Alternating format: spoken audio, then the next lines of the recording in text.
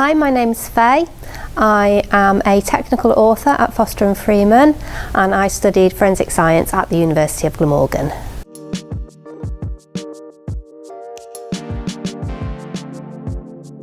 When I was at university, I was aware of two different job roles I could go into. I could work for the police and be field-based, or I could work for a company and be based in the lab.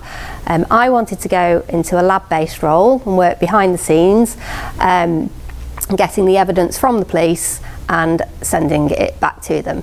Having worked in the field of forensic science for some years, I became aware of a lot more roles that are available to students of forensic science. It doesn't have to be you work for the police or you work in a lab. There are so many more options out there than you would ever think of.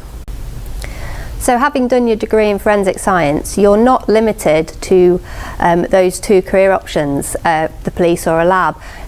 You have gained so many transferable skills during your time at university that you can put into any role that you choose to go for.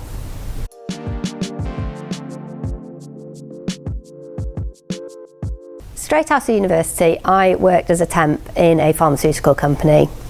The lab experience that working there gave me allowed me to apply for more relevant jobs in the forensic sector. Next I went to DNA and then on to workplace drug testing and finally toxicology, where I spent most of my career. Most of these jobs started off as temps. I applied for them on a temporary contract, and that allowed me to get to know the company and apply internally for jobs that were more suited or that I was more interested in.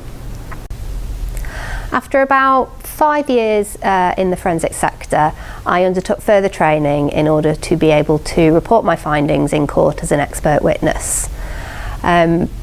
This led on to further opportunities and developing service for another company, undertaking accreditation from external bodies to be able to offer this service to the police force.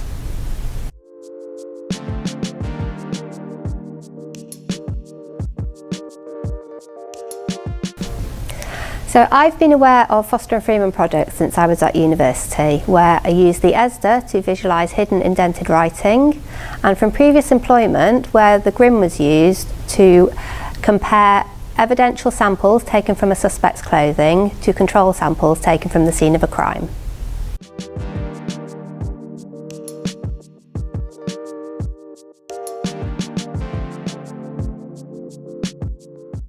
So I started as a temp in most of the jobs that I have done in this sector, and then moved on to a more suitable role once I was already employed in the company.